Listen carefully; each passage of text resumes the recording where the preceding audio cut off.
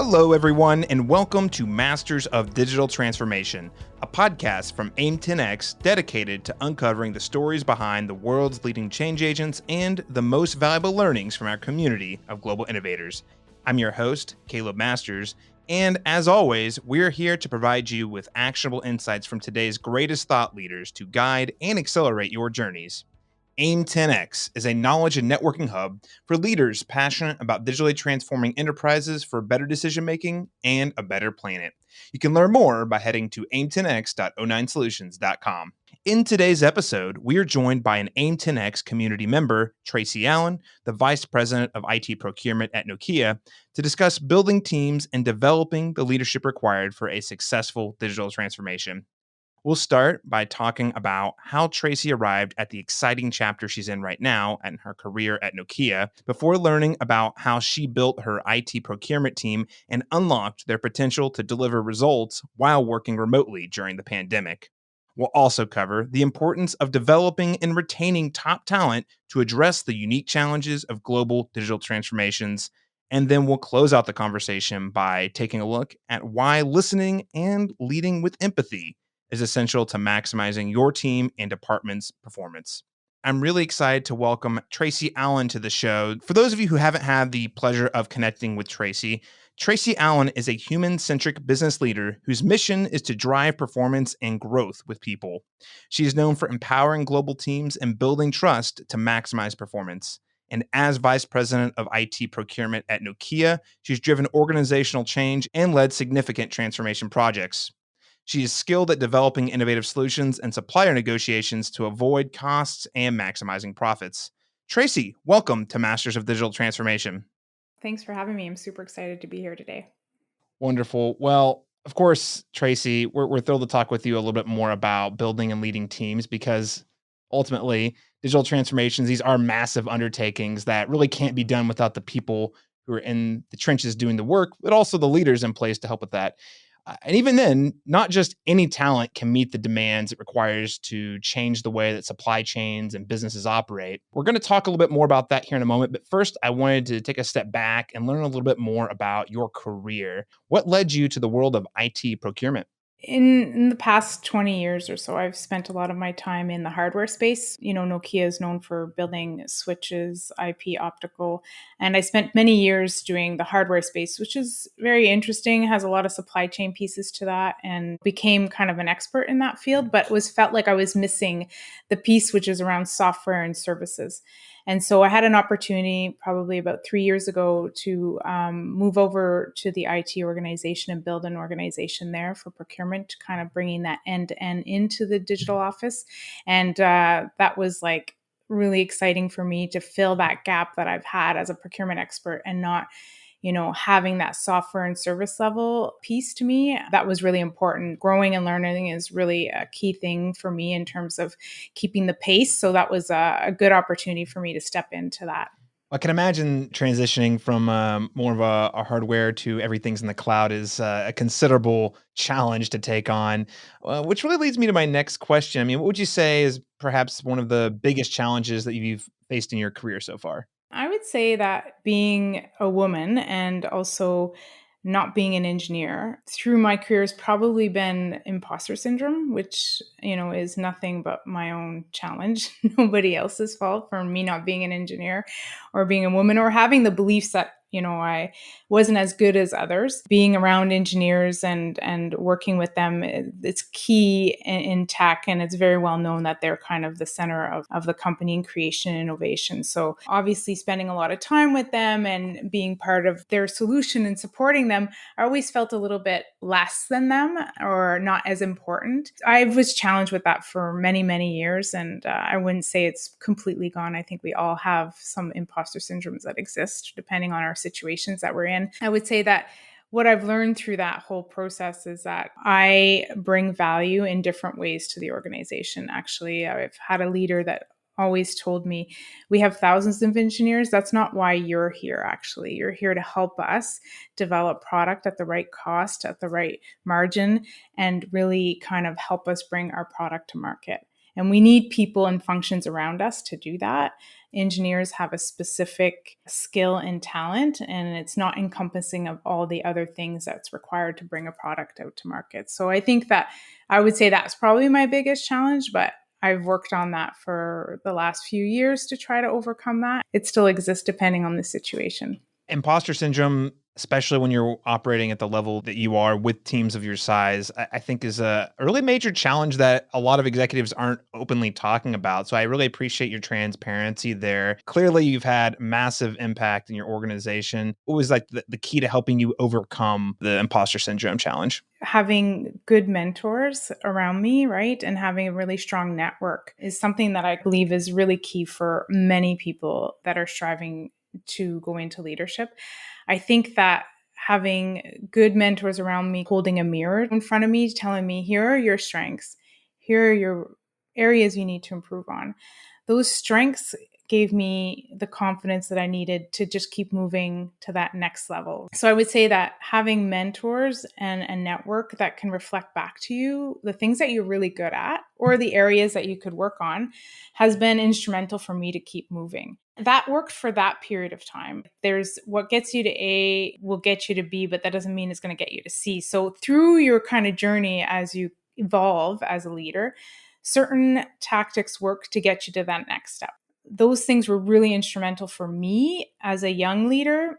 But then as I moved through my career was to build on those confidence and actually continue to work on myself. I would say over the past 3 to 4 years, I've really invested in myself in terms of getting myself a mindset coach and really working on the beliefs that no longer serve me as an individual, as a mom, as a leader, and really wanting to show up in the best version I can for my people and for my family. I've been doing a lot of work, I would say, on the mindset piece, which has been really the foundation of my shift in terms of making a breakthrough in terms of my imposter syndrome and really seeing the value in myself and being able to change and reframe some of those beliefs that I've had about myself. Obviously, I made it through for a certain period. And then I would say the investment in a mindset coach is what really flipped the switch for me. I love that you're so committed to the continuous self-improvement, very similar to business. What worked yesterday and was really critical to that growth yesterday might not be the same thing that's gonna get you to the next step, which is really essential. But as a leader, you've got to model that for your teams and your employees. So I really appreciate you being vulnerable and sharing a little bit about that and also being open to talk about, hey, you never get too high up for a coach to show you some new tricks. You've done some incredible things that we're going to talk about in more detail here in a minute. But what would you say is one of your proudest achievements, especially related to building teams to take on transformation challenges? This current role was probably the most difficult challenge for me. My first day on this job was actually when we went into lockdown with COVID. I was tasked to build a end-to-end procurement organization with a team that existed already, which was a vendor management organization. They have slightly different skill sets. So I basically had to transform and build an end-to-end procurement organization all through COVID. All of a sudden you had to adapt because I needed to see who I was interviewing because I could not travel anywhere. Hiring, interviewing, building an organization, trusting my gut, and really kind of tapping into my network was super critical for me to get that so that I could actually build this high performing team that I was expected to bring to the organization all through a good, probably, I think it was 14, 18 months before we could actually get together to meet each other face to face. It was a fun journey, and I would say probably the most challenging thing I've had to do.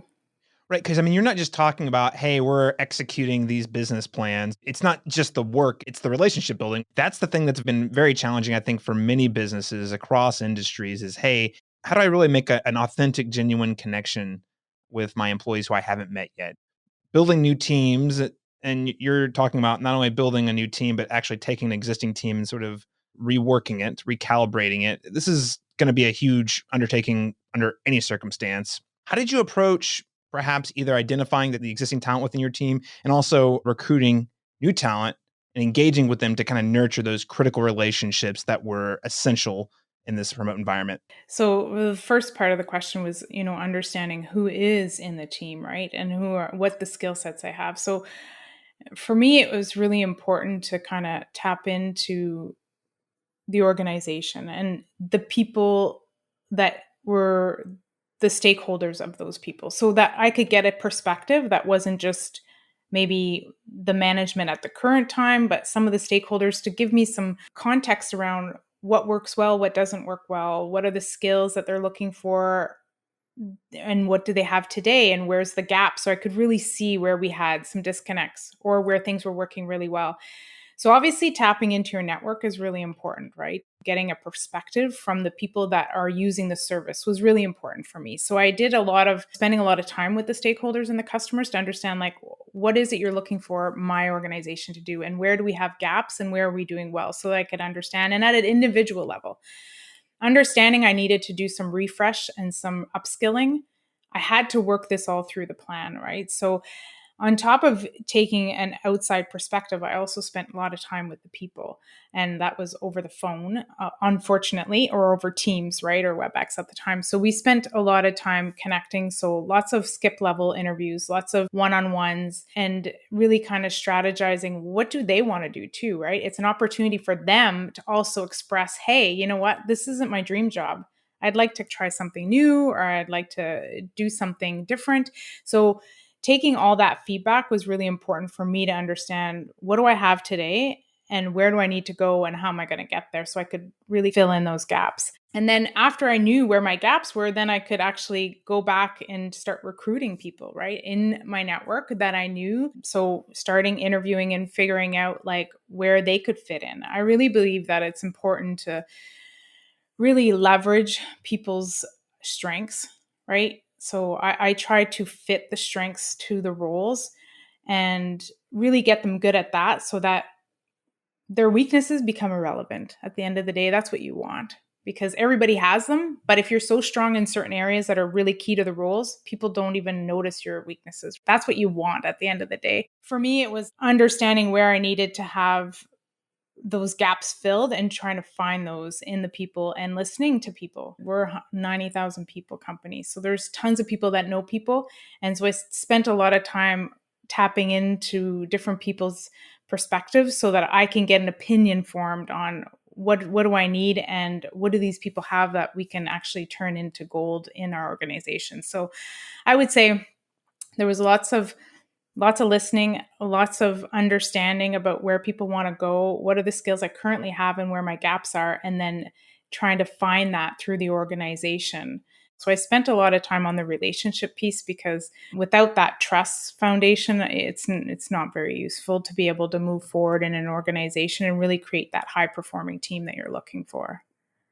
Trust is going to be essential in any project with any partner or any direct report or any manager, COVID or not. So I can imagine having to build those connections, especially at a time when there was so much uncertainty in the marketplace. Having trust with your new team members, really was a pretty critical part to accomplishing any of the goals that you set. You, of course, have talked about how you've identified gaps and recruited and filled in, but I imagine there's probably been a fair amount of coaching, training, upskilling, that sort of thing with the existing employees, like you mentioned. What do you see as the role of leadership in developing talent? Most companies, right? And I would say most leaders tend to fall back on the company corporate training. And I think that is super valuable. I'm not discrediting that. That's always there for people to tap into. And I think it's great. It was really important to bring something more to the people than just skills, let's say, for their roles, to so that they're a better procurement person. I think that's great, but it's very minimal and very selfish as a leader to just focus on what they're going to deliver to the company. If we can help the people be happier and more open and understand themselves better and have their own self leadership, they can show up better for everybody that they interact with. We did some competence development around leadership, but the leadership was really around self leadership. So it was around mindset strategies. It's about EQ, emotional intelligence, being able to connect with others, understanding themselves, having lots of reflections, having one on one coaching so that they could actually reframe some of their own beliefs that weren't serving them anymore. I believe that by doing this foundational work, they can then show up for everybody, including their own teams, including their family and themselves, as much better people. And the amount of motivation and inspiration that gave our team was phenomenal. Like, people just would call me and say, look, I'm a better dad now that I've taken this training, and I am a better leader, and I have empathy, and I understand why it's important now, and I'm connecting with my people. That was rewarding for me because I felt like I'm not just helping them be a better procurement person, but I'm starting at the beginning, which is being a better person. And then we can really build on that. In COVID, all of us being remote, I felt like that was a super powerful tool for us to use, as well as, like, from an attrition perspective, people felt like we were investing in them. They were proud, right? They're like, wow, they're not just investing in me to negotiate a better contract. They're actually investing in me because they care about me as a person. And I can imagine that also, it sounds like, built quite a bit of trust for a lot of reasons. Number one, I think this just speaks to your leadership and saying, hey, there's so much uncertainty in the world right now. The fact that you didn't play it safe, you actually said, hey, we need to invest in trainings that are actually going to treat these people as individuals who have gone through things, are going through things, so that you get to know them better and they can be better equipped to tackle these sort of gray areas that come with any sort of business transformation. You said focusing on the mindfulness first. Why is it so important, do you think, for leaders to ensure that they are healthy? So there's like that classic analogy of the on the airplane, the mothers putting on the mask before they put it on the baby if the plane's going down. Why is it so important for you as a leader to focus on having a healthy mindset yourself before bringing new challenges and ideas to your team? Yeah, well, there's a few reasons, right? One is leaders have a huge impact on an organization. What we do, what we say, really does impact the people around us. We are supposed to be leaders, so we're driving a direction. If we are not in alignment with our values and we don't understand what we stand for, and we're not clear on how we want to show up, I don't know how you can lead others if you can't lead yourself.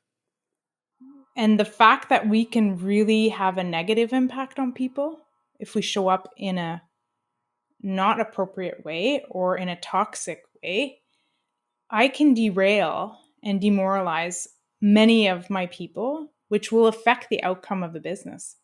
For me, it was when I decided to do my journey of the mindset piece, was I absolutely wanted to show up as the best person I can for my people.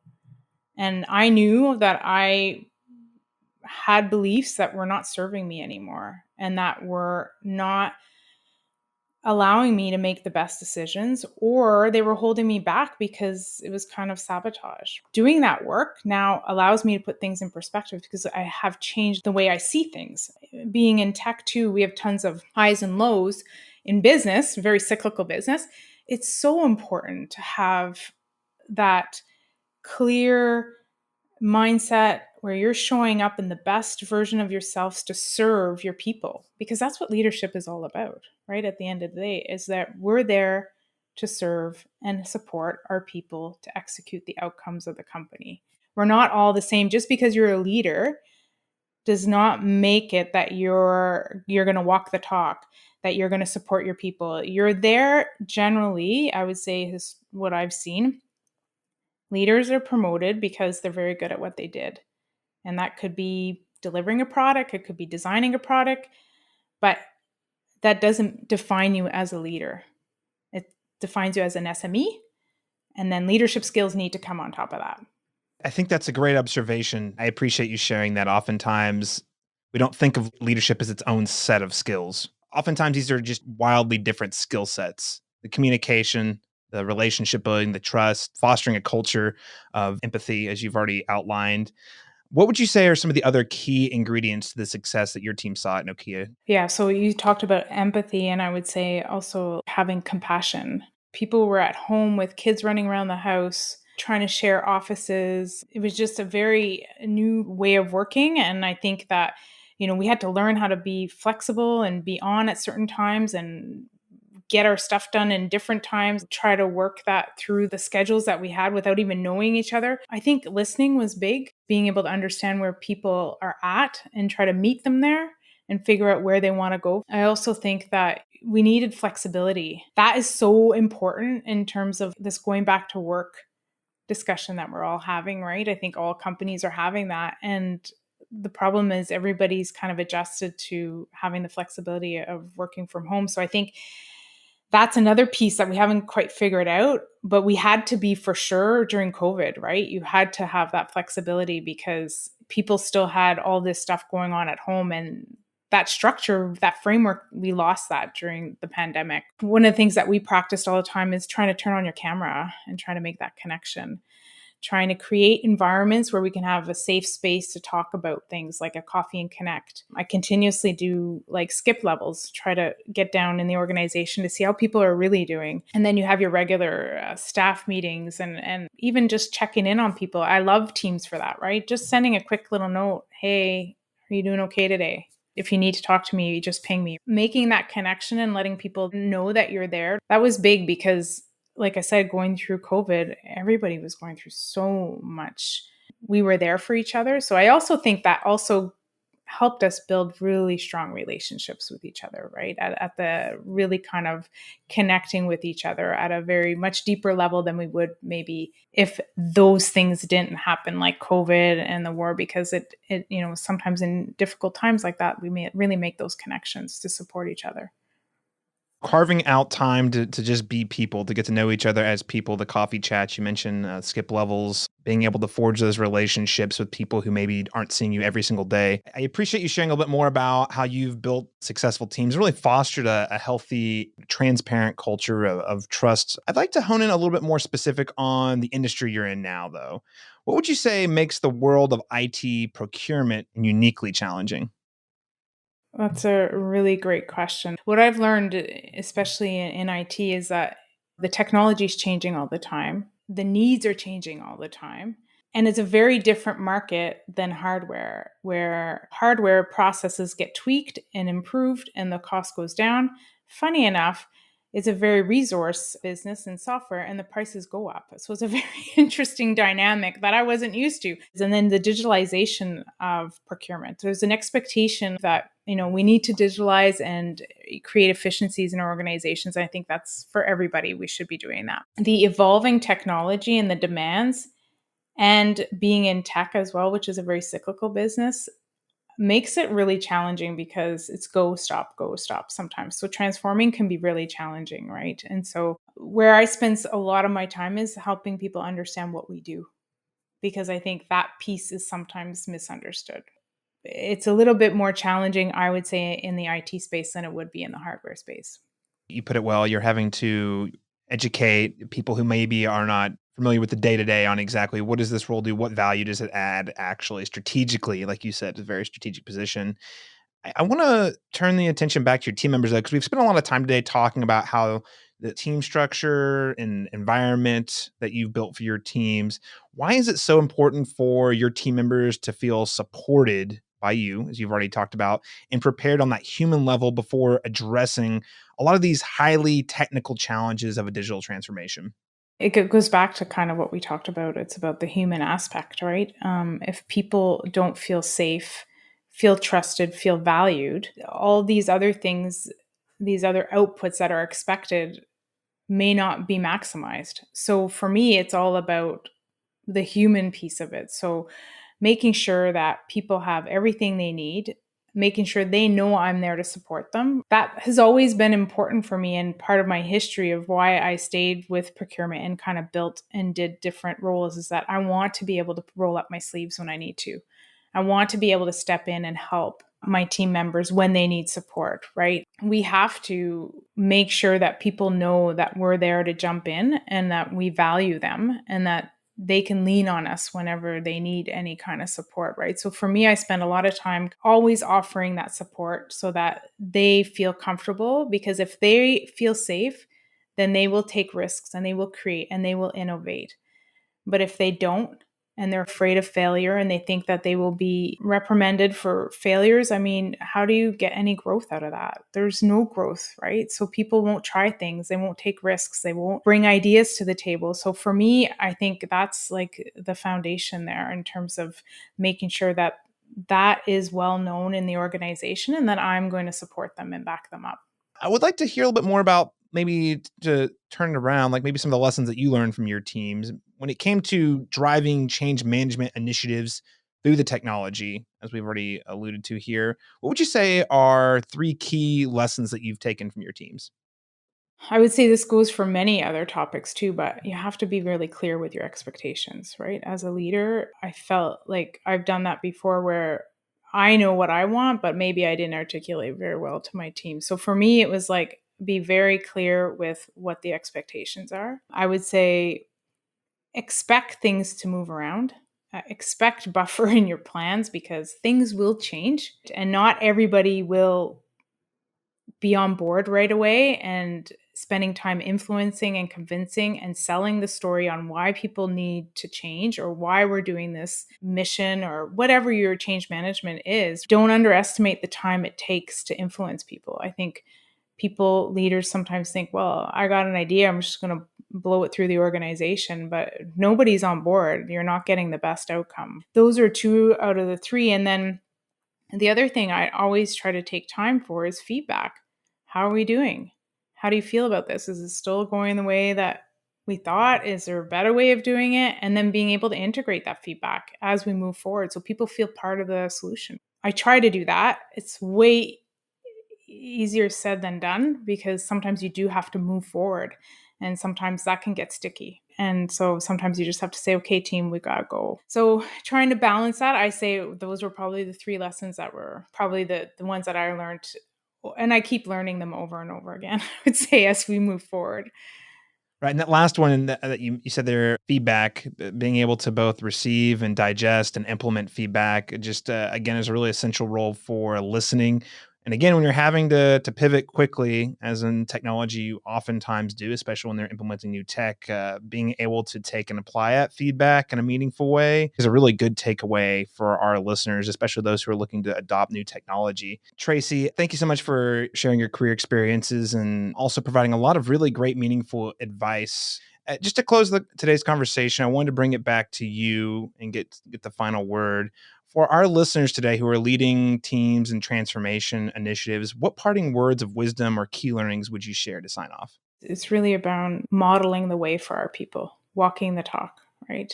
There's nothing that holds more weight with our people than actually modeling it. I would say that's probably the biggest piece. And obviously, as we move through still the challenges with the market and attrition, investing in your people is really, really important, right? So continuing to develop our people for attrition reasons and for the best of them, right? To be able to bring the best of themselves out in many different facets of their life is so, so important. And when you look at mental health, I kind of tie that in because I think that's where this whole mindset piece is really, really important in helping our people see their value and their worth and how they can show up for better people. It's just making the world a better place. Tracey Allen, the Vice President of IT Procurement at Nokia, thank you so much for joining Masters of Digital Transformation today.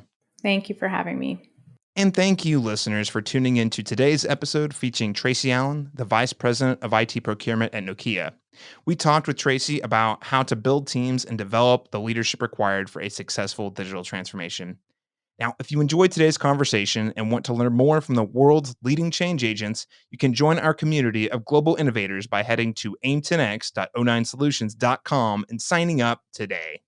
AIM10X is a knowledge and networking hub for leaders passionate about digitally transforming enterprises for better decision making and a better planet. And to keep up with more episodes of Masters of Digital Transformation, you can make sure to head on over to your preferred podcast app to follow and subscribe. You can also support us by leaving us a rating and a review so that we're discovered by more listeners just like you. You can also learn more about the activities and learning opportunities available through the AIM10X Innovators Network by following AIM10X on LinkedIn. To close out today's conversation, I just wanted to leave you with a thought from the best-selling author Brené Brown that came to mind during today's conversation. Brene Brown says, empathy has no script. There is no right way or wrong way to do it. It is simply listening, holding space, withholding judgment, emotionally connecting, and communicating that incredibly healing message of you are not alone. Thank you so much for joining us, everyone. We'll catch you in our next episode when we sit down with Monse Montemer, the former Chief Sustainability Officer at Novartis, to learn about how she has leveraged technology to achieve supply chain sustainability throughout her career. You won't want to miss it.